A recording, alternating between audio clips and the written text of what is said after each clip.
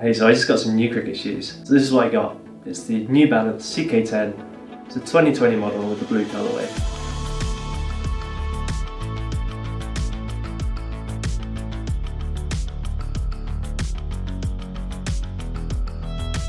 So the CK10 is built as a lightweight fielding and batting shoe.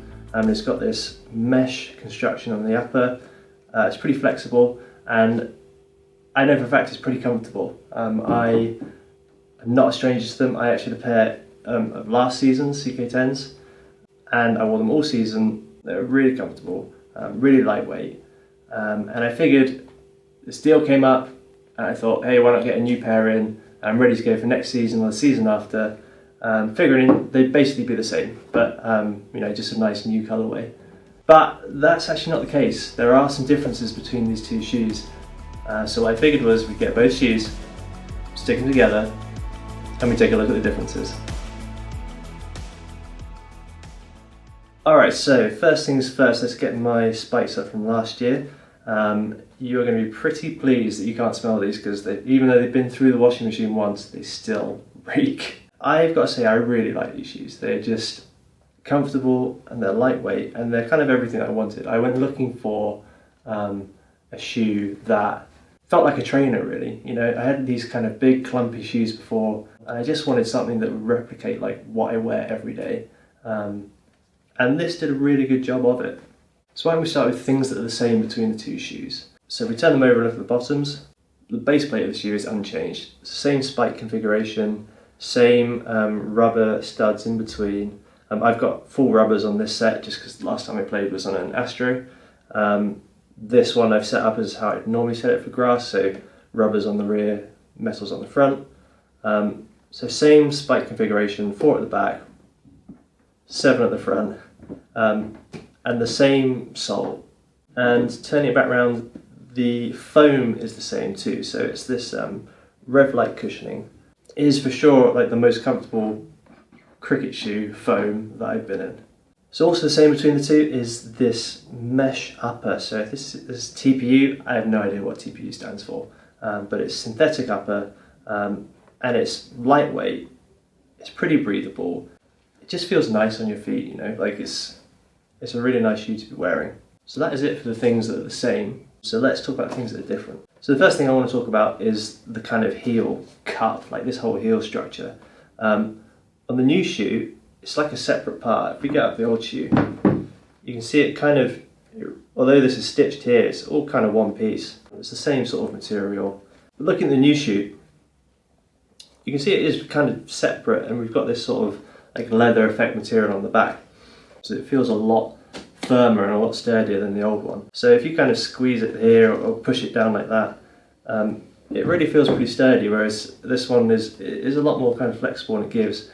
I mean, I have been wearing these for a whole season, so how much of that is, you know, just down to like wear and tear, I don't know, but the old shoe, it does kind of feel more flexible there, and they've definitely kind of put more support in here. Maybe it opens up it for bowlers a bit more, I don't know, but for me, I'm kind of like an all-rounder. I bat, I field, and I bowl. In fact, I bowled in these ones, and I didn't have any problems, but you know, I'm not screaming it down at 90 miles an hour.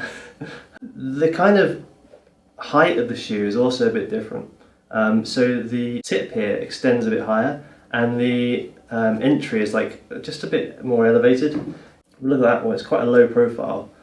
And if we take this one, it's just a bit higher, and it means that when you put your foot in it, it feels a little bit like it's, yeah, like your foot is sitting a bit lower in it, and these are a bit closer to your ankles. And this really brings us on to the next thing that's different, and that is the tongue. So on the old shoe, the only thing I really didn't like about the shoe was the tongue.